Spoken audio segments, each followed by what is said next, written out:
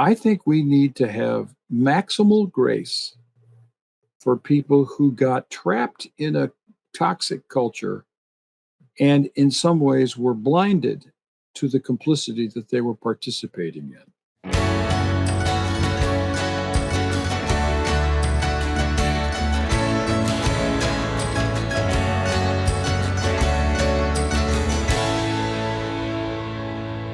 Welcome, everyone. I am Naomi, founder and executive director of beEmboldened, and we exist for those impacted by religious abuse by providing support for the prevention of victimization and revictimization. We desire to create a safe space to ask questions and to heal. You can learn more about us and support this work by visiting beEmboldened.com. I am really excited today. I get to talk to the coolest people, and I really mean that. There's people where I'm like, I've read their books and now I get to talk to them, and it's just such an honor. And today I get to introduce Dr. Scot McKnight to you. He is a world-renowned speaker, writer, professor, and equipper of the church. He is recognized as an authority on the historical Jesus, early Christianity, and the New Testament. He's a professor of New Testament at Northern Seminary in Illinois. Dr. McKnight's most recent book project just came out in April. We're recording in April, but you probably won't be hearing this till May. So it would have just come out a month ago. It's entitled Dictionary of Paul and His Letters, a compendium of contemporary biblical scholarship.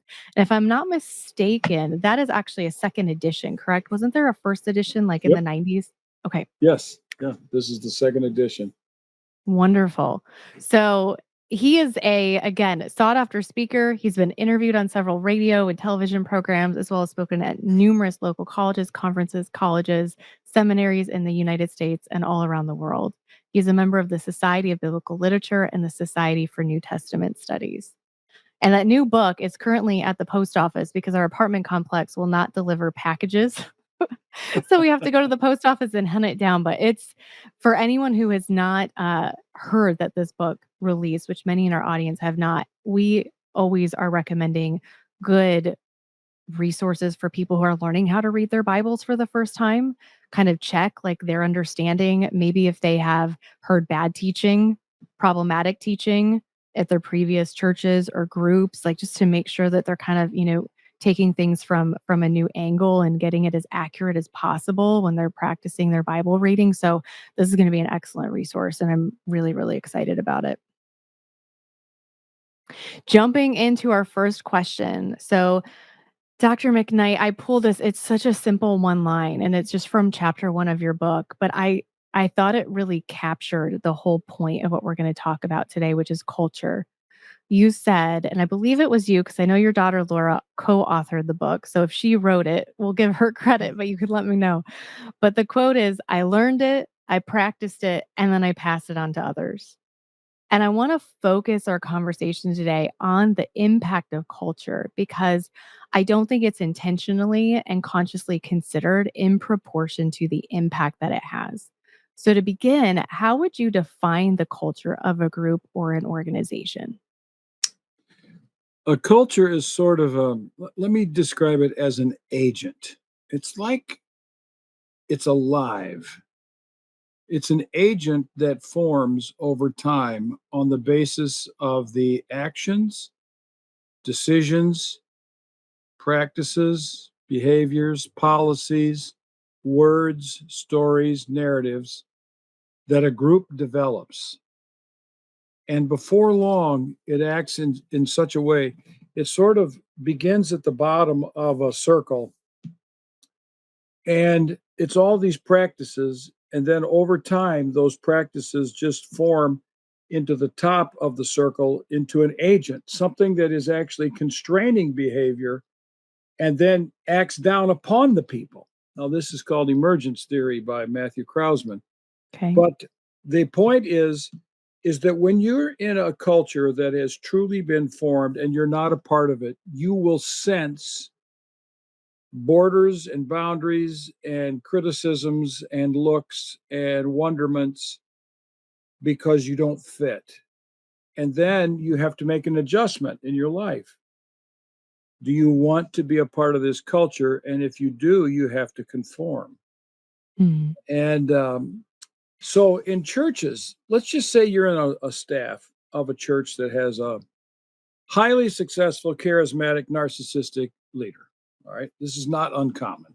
Mhm. And if you want to work in the close proximity of that pastor, you're going to have to conform to his wishes and desires. And the whole group of people who have worked successfully for a while around that leader, that pastor, have learned to behave in certain ways. And they have also learned to check the behaviors of others inside that circle to keep them in the circle. So culture has this sort of, it almost becomes an age, it's alive. It's a sense that there's something here that keeps us in line and that tells us how to live. And I can't emphasize that enough. Is that if you are in David Brooks, I think is the one who said it, sort of, you know, if you are someone who works at a place, you become the sort of person who can work at that place. And Mhm. that's pretty clever, is that you have to adjust over time to the way that place works for you to stay. And the way we emphasize it, Laura, my daughter, and I, in our book, A Church Called Tov, is that if the culture was formed by a Tov or good leader and surrounded by Tov people, the culture that constrains our behavior, that works upon us, that becomes an agent, is Tov. And it Mhm. sort of makes us act more Tov, better. But if you're in a culture where the inside circle is full of toxicity, you will discover that you have to be toxic to survive in that culture. And that's sad. It's sad to say that there are a lot of churches that have developed this kind of toxicity. Right. Yeah, you touched on a couple of things that we have talked about at Be Emboldened before, but without the word culture attached to it. And the two things are, one, we talk about that nonverbal messaging that people pick up on, where they can't necessarily say, "Oh, I was told that that wasn't allowed," or "I was told we behave this way," but you just know. You know through the modeling, you know through sometimes it's those nonverbal cues even of the way someone looks when you say something or something happens, and you just pick up on these things, and it can make it really difficult to actually pin down what the problem was, because people who come to us can say, yeah, this was a problematic situation, but no, someone didn't say that, so I can't say they said it, but I just knew. And how did I just know? And so it can make it Yeah. kind of elusive. I mean, it's like being in a classroom with students and a newcomer. Let's say it's a brand new class, and seemingly most people in the class know what's going on at the institution. And you say something that totally is out of line, there will be a silence that is communicated, a sudden shifting of body language. Some people will look at you.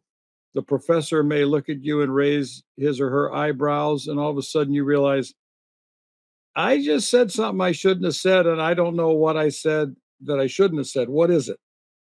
And that's a sort of a cultural constraint that happens, and it happens. This is what one of the jobs of a professor is, to make students who haven't adjusted to that culture feel like they are a part of the culture, and to help them educate them socially into what happens in this kind of culture.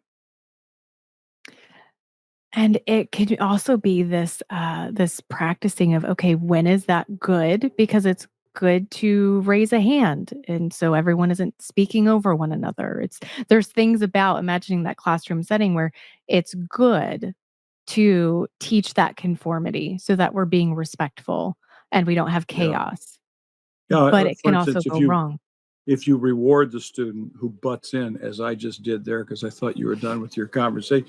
If you reward the student who butts in, you learn that butting in is the way to communicate or get along in this Mhm. class. And then if Right. you're, let's say, an introvert or shy or not confident about yourself, you just hold back and don't say a Mhm. word. Mhm.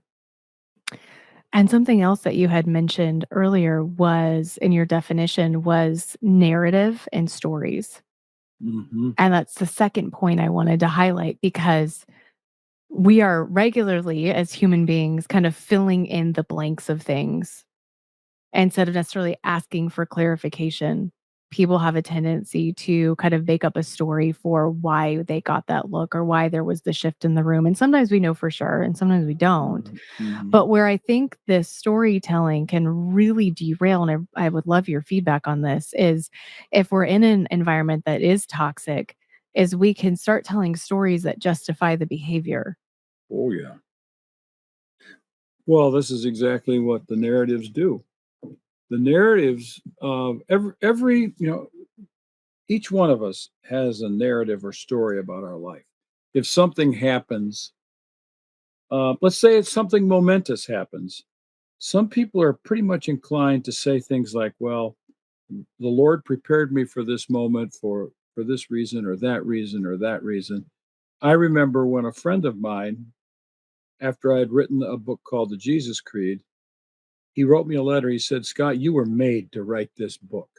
Well, he sort of interpreted my life in that way. Mm, Narratives in a church can tell a story that do several things. Let's just say it's a Christian institution, let's say a seminary, a church, a school, a Christian business, and you want this uh, narrative to become the narrative of everybody. But you're the boss, and you didn't ask anybody else what narrative should be there. You decided that this is the narrative that we need to assume.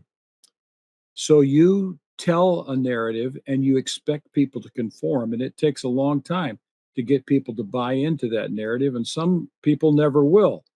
And so you end up having um, moments where you correct what other people might be thinking the narrative should be, and before long you realize either I participate in this narrative or I have to leave.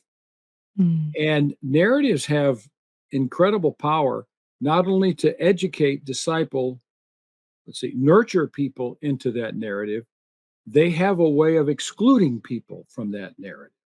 So if you don't fit that narrative, you get pushed off the platform or right. pushed out of the room, or you have to go to a different institution, Mhm. or you get let's say you don't get fired, but you get demoted, and now you're working in a different area because you didn't participate clearly enough and enthusiastically enough in that narrative. And it's very difficult, Naomi. It's very, very difficult for a leader to be enthusiastic about, let's say, a reframing narrative and allow other people to contribute to the content of that narrative without, with safety, I should say, without pushing them off the platform.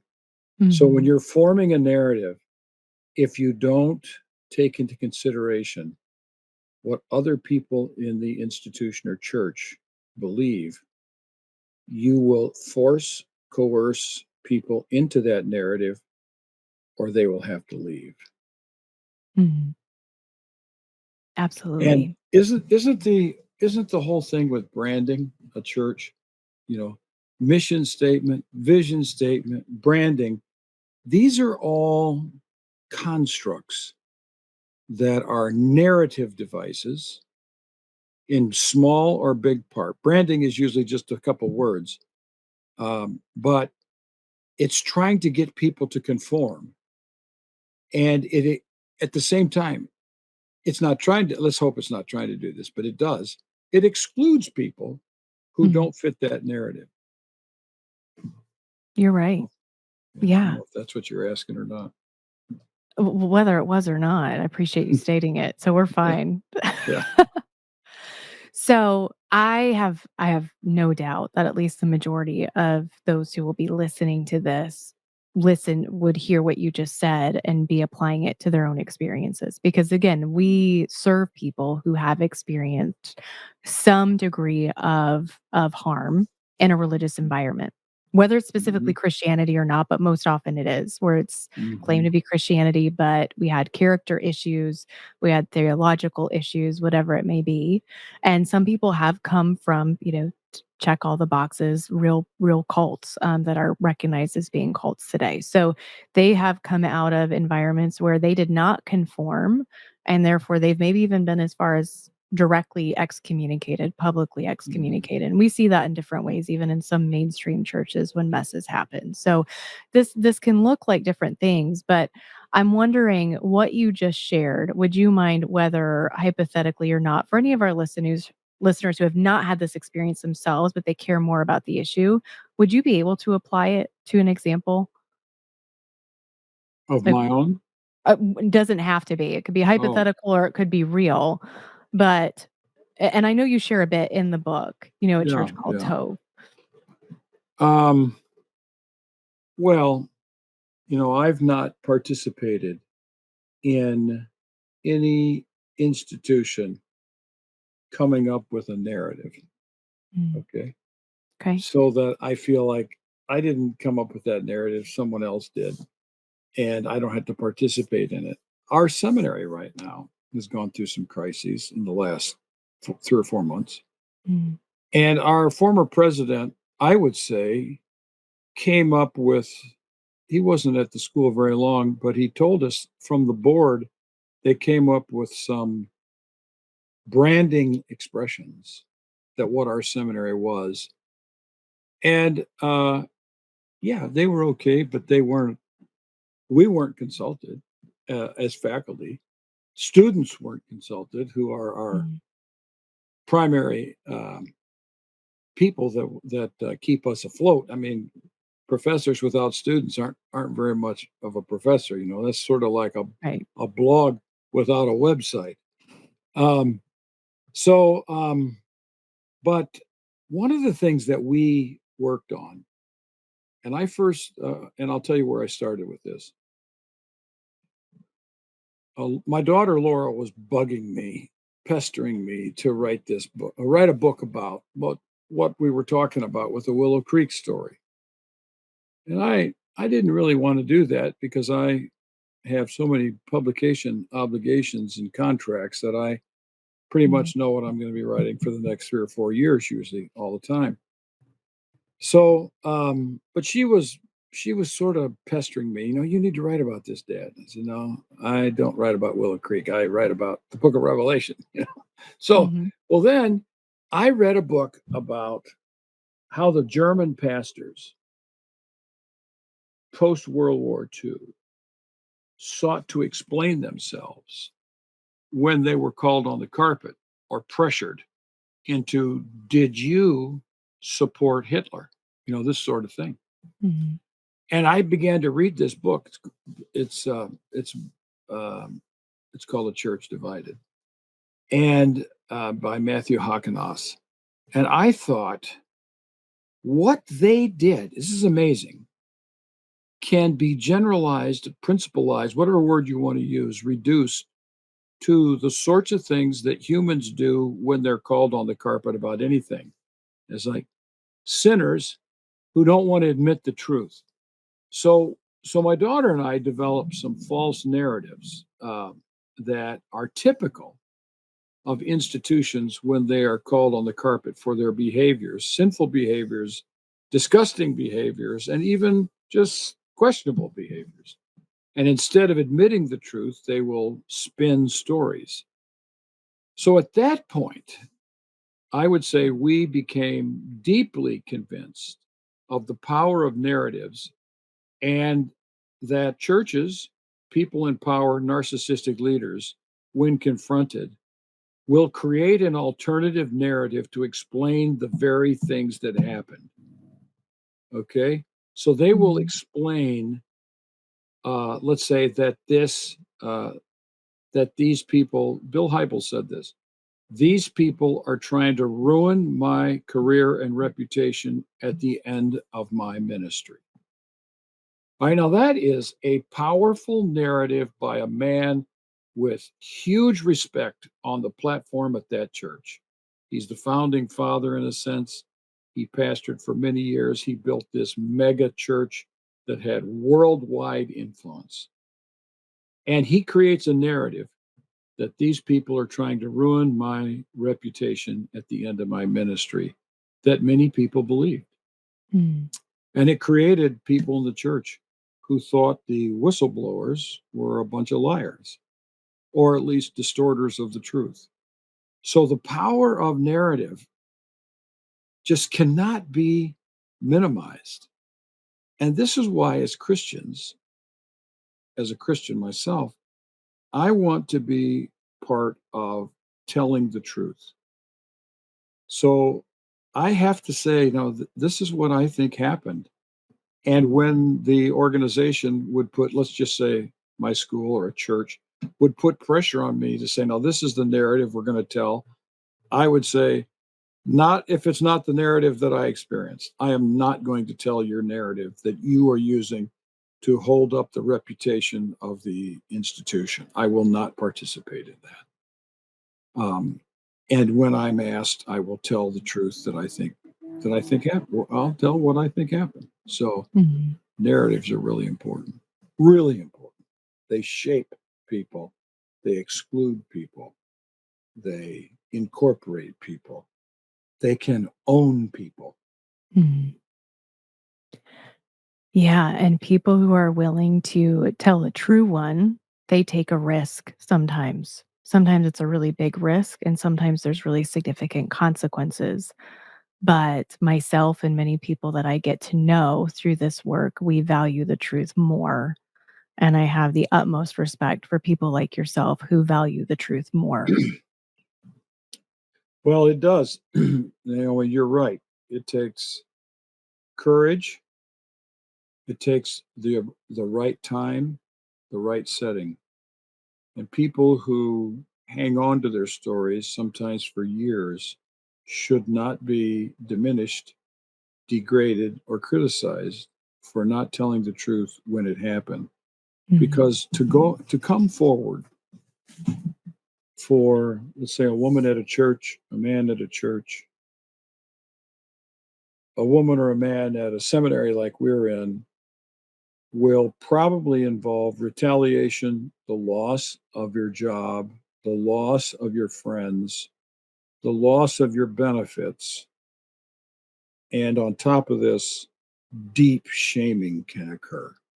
Oh, yeah. So it takes a specific setting and a specific person to become the whistleblower and to tell the truth. Mhm. Now, I am not one bit diminishing the need for some people to wait to be able to tell their story. I find that that's Agreed. not a problem for me at all. Mhm. If people aren't ready to tell the truth, that's fine. We're not going to pressure you, Mhm. and we're going to wait for the right time. But sometimes someone is in a position where they they realize that I can tell the story, and it could break open a whole bunch of other stories. And so my daughter and I have heard in the last 4 years, this just keeps growing.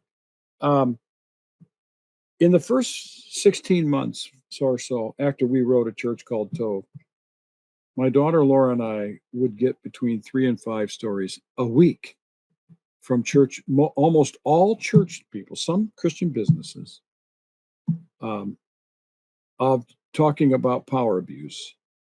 And I didn't calculate this, and I can't think back of all the details now.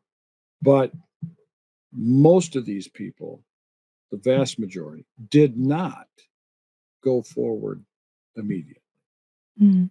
It took something to happen where all of a sudden they thought, now I can tell my story. It is not safe in an institution, a church, etc., to come forward with your story if you're going to be shamed and ruined Mhm. by going forward. Now, some people say, I don't care, I'm going to tell the truth. And if I get fired, I'll just go. No, that's a different personality. Most people don't want to do that. It hurts. And it can be so shaming. And it's unjust.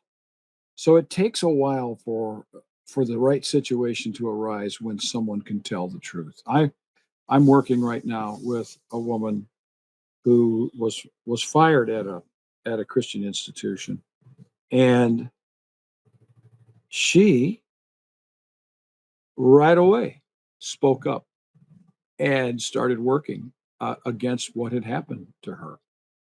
I know all kinds of people who have a story that's 5 to 20 years old.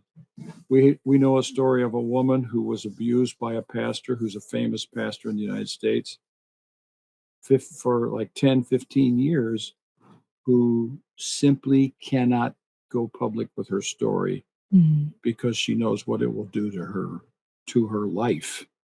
Right. So um, the whistleblowing experience needs to be appreciated for what it is and how difficult an experience it is. I agree. And I think that that admittance of truth that I was referring to is oftentimes just allowing ourselves to admit it.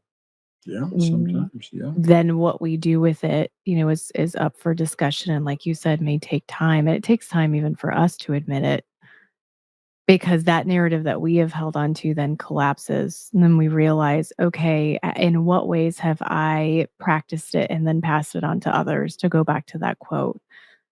And so we then go through that process. And so sometimes it's this, okay, I'm starting with an internal process first before I could even come to terms with what this has been to even then do whatever that next step may be. So I agree with you. There are steps in this that are needed and they can take years. And I don't think everyone necessarily goes public. I mean, it certainly Oh, was never my plan. So yeah. I wouldn't encourage that everybody do it. I think it needs No. to be really for a purpose. There needs to be a sound why for why that's being done. There needs to be supports in place of various kinds. So I would by no means say everybody go public, but that initial step of even admitting, yeah, this is a toxic culture. This is not a Tove culture. And so I am going to start planning my exit. Or are there maybe ways to start to shift things? And that's something we're going to talk about a little bit here too. You know, Diane Langberg said you shouldn't go public until you are in a pretty much a healed place, Mm, yeah. and that you have plenty of therapy and support on your Mm, side, because the backlash.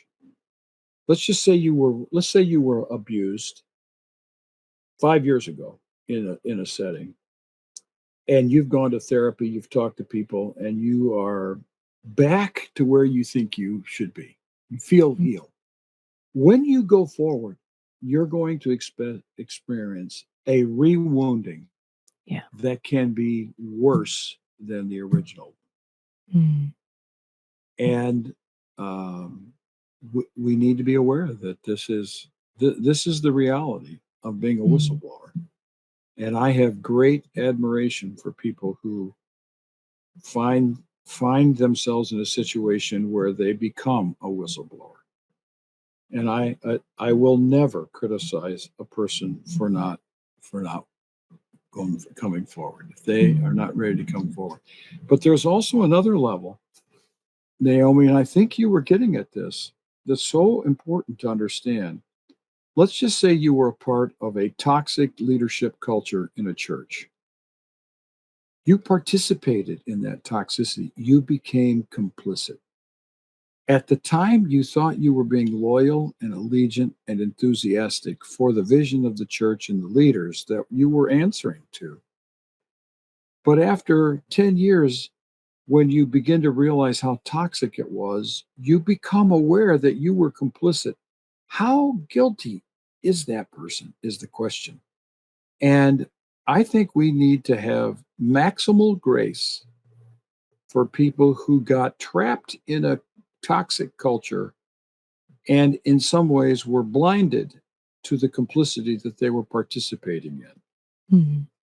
Mm, Other people will experience that person's complicity as abuse as well. But we need to have maximal forgiveness and grace for those who get trapped, especially when they're young leaders, young pastors, young associates, enthusiastic administrative assistants. they're young and they just love working for the institution of the church, and they just think it's the greatest place on earth, and they want to be a part of all that God is doing, and they don't want to get in the way. And then they realize I was complicit in some really ugly things, and I think they need to admit that to themselves, to their therapist, to, let's say, their priest who they can confess it to, or whoever, and then begin to work slowly on talking to people in ways that they can apologize for what they did, and see if they can find some measure of peace about their blindness toward their own complicity. Mhm.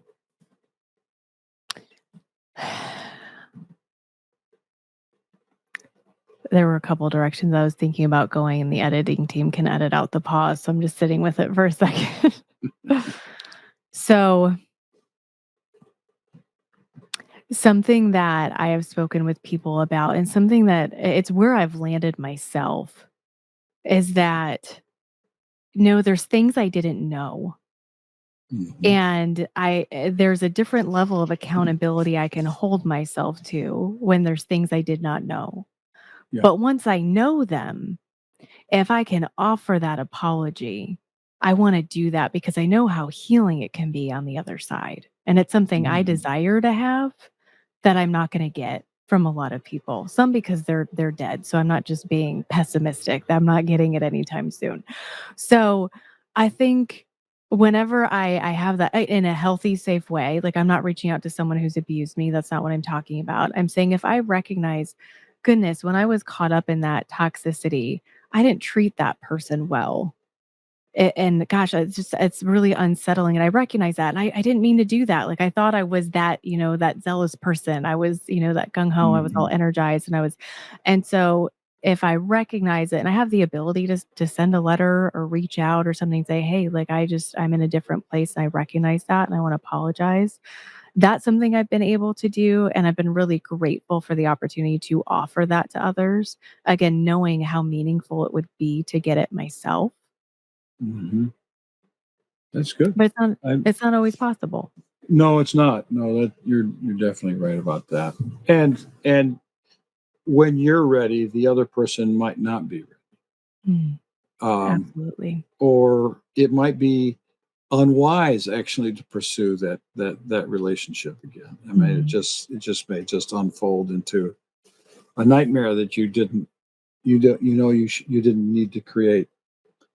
But I just think it's a matter of, as you said, you gotta you gotta realize your participation, and process it, begin to think about it, work on it, try to heal yourself, admit, come to terms with what you've done, what you didn't do, what you could have done, and then see where that takes you to next steps. Sometimes it will take you to the doorstep of the other person for coffee and conversation that can lead to healing. And other times, it can take you to the other person's doorstep and coffee and to a big fight that, you get accused of things. You think, I'm trying to come to terms with what I did. And they don't want to accept my perception of what I did. They mhm, can only see their perception. And okay, mhm. Yeah. we keep working. Yeah, it's definitely a case by case basis, and it's Yeah. more nuanced. So, yeah, I agree with you. When someone is moving on and they're looking for this Tov culture, which, by the way, for everyone who's who's listening and watching, I don't think I've said that. It's Hebrew for good. So now Yeah. if you're like, what was that? And maybe you've Yeah. Googled it already, but yeah, it's Hebrew for good. What are some characteristics of a Tov culture? What are some things that someone would be looking for? Naomi, when Laura and I wrote this book, we realized that culture was a big feature in all this, and we began to map marks of toxicity and flipped marks of toxicity, like narcissism or what we call power through fear, or institution creep or celebrity culture, anything like this. Okay. Mhm. So we looked at these toxicities and they were pretty clear when we began to look at what different churches have as a culture. And we flipped it. So these aren't simply marks of Tov, these are the alternatives to toxicity. Marks of Tov, I think, could be, let's just say, love. That's the essence of Tov is love. Or you could look at the fruit of the Spirit. Some people would look at the Ten Commandments, or you could look at the major themes of the prophets, or you could look at Jesus's Beatitudes. I think that there's different ways of characterizing what Tov is. But what we found um, as the flip side of toxicity was empathy. A Tov Mhm. culture is empathic, and narcissists have no empathy. This is the nature of Right. their brain. Okay. And it feeds on itself and makes itself worse in these people. They get worse in their toxicities because they get stimulated by acting that way. Okay. The second one is grace.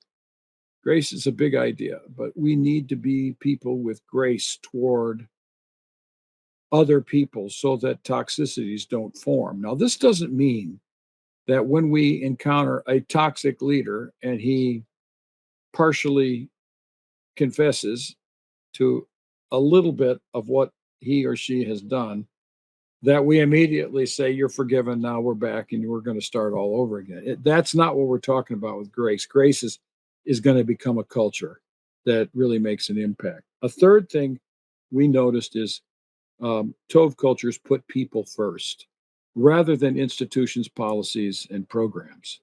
Is that, and I often tell it this way. Um, I learned when I was a young professor.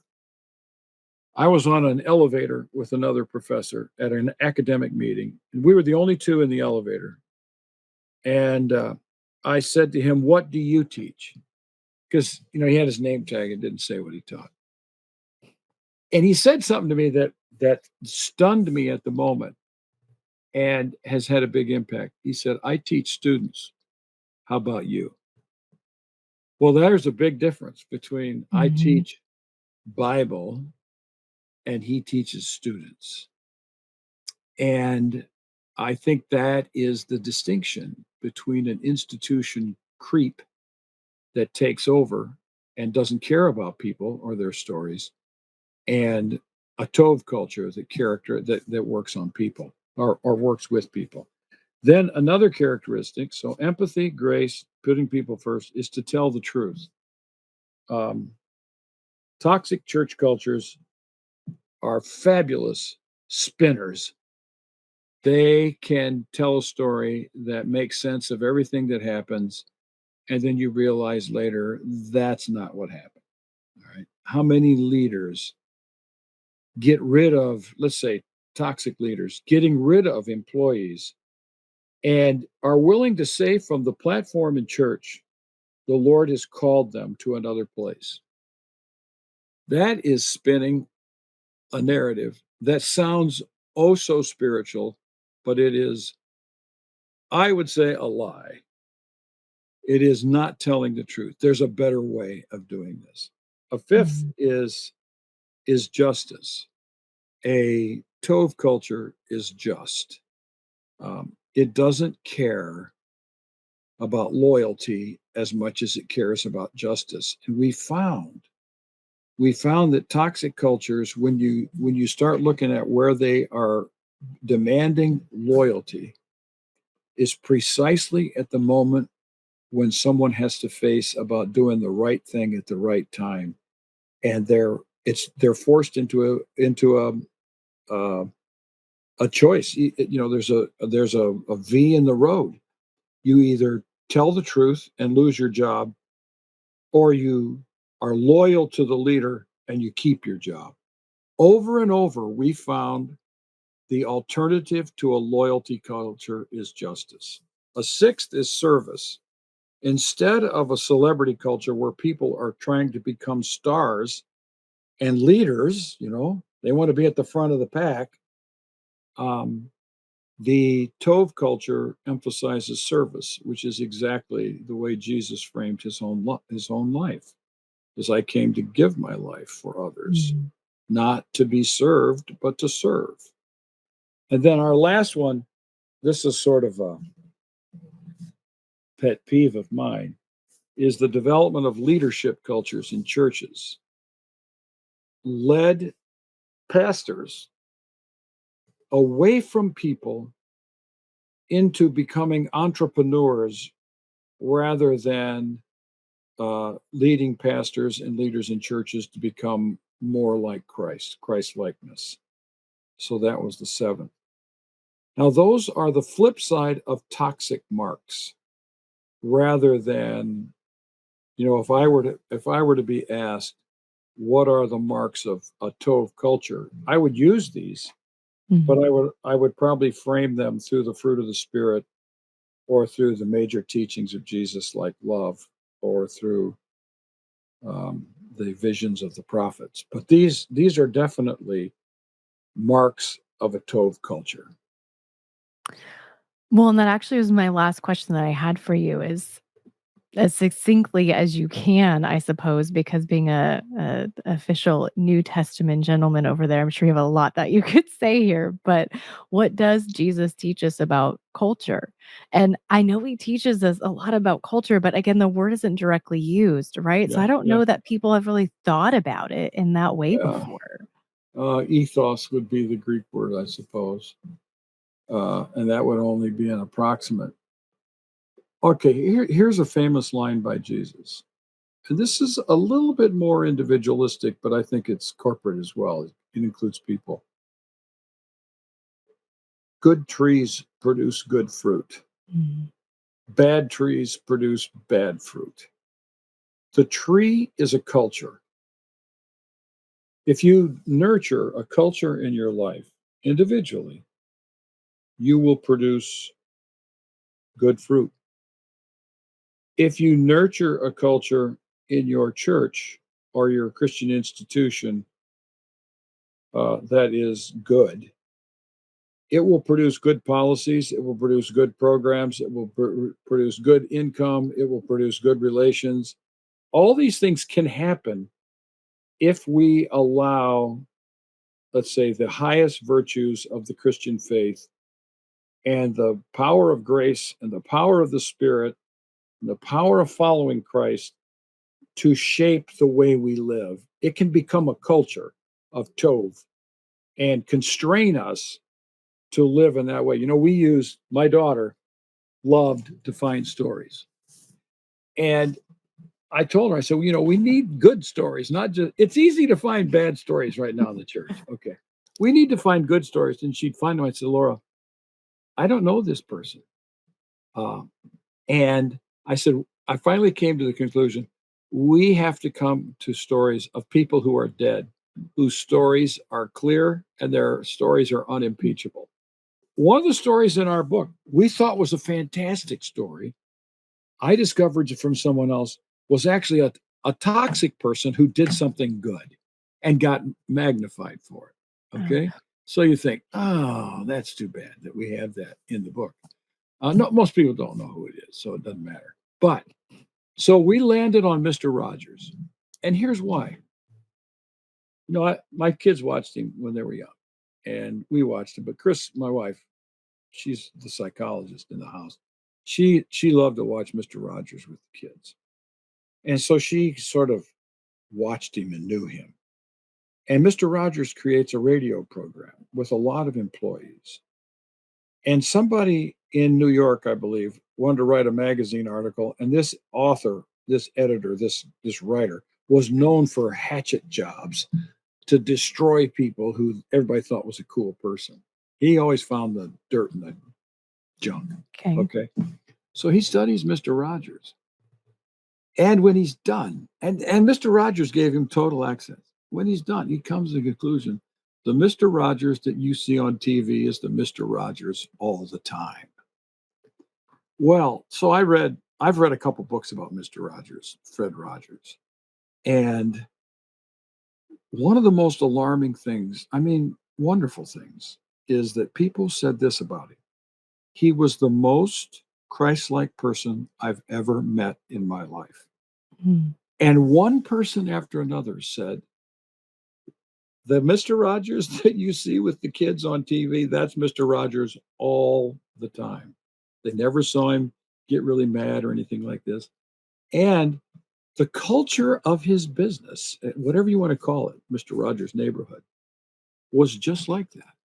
Is all the policies seem to have created a Tov culture that constrained people to behave in really kind and good ways. That's what we're talking. That's what we're talking about with culture and its power to shape us. And I've never heard anything bad about Mr. Rogers from Never. people who are not Christian as well. Oh, that's right. Everyone likes Mr. Rogers. That's right. So, Yep. And in those stories in the biographies about him, they'll tell you people weren't mm, Christians, atheists, whatever, Hindus, whatever, and they would say, "No, that's Mr. Rogers is a good man." That's one yeah, word they use for him all the time. He's a good man. yeah, that's a good goal. Yeah. So, Dr. McKnight, I know we're wrapping up. Would you have any final words of encouragement for someone who has come out of a toxic environment and they're looking at getting back in? Because it can be scary to get back in. It can be scary to say, Yes. you know what, I'm going to give another sense of community a try. And that's something we come alongside people to do, and it takes time, and it takes a lot of things. But anything that you'd want to share with them before we wrap up? Yeah. The first thing I would say is almost certainly what happened in your previous culture was not your fault. And I'm sorry that that happened to you. And your hesitance about being vulnerable in another group is completely understandable. And you need to be patient with yourself until you're ready to open your heart to other people where you could be damaged or wounded again. And then I would say go slowly. Um, Weigh the options. Find out how they're treating the marginalized people. Find out if the pastor is the same during the week as he is on the platform. And, I tell my students all the time, audiences, don't be impressed by people on the platform. Get to know them personally. That's the only thing that really matters. All the people who are good on the platform are good on the platform because they're good at it. That's why they're there. And they Right. got the big platform. But that doesn't, we just have to learn to be very, and I don't mean cynical or even suspicious, but just say, oh, that woman is an amazing singer. That woman is an amazing preacher. That pastor is an amazing preacher. Uh, that's fine. They're good on the platform, but that does not equate to their character. So find out from people who've left, find out from people who've been there for a long time, who know the story. What's this person really like? Can I open my heart into this situation?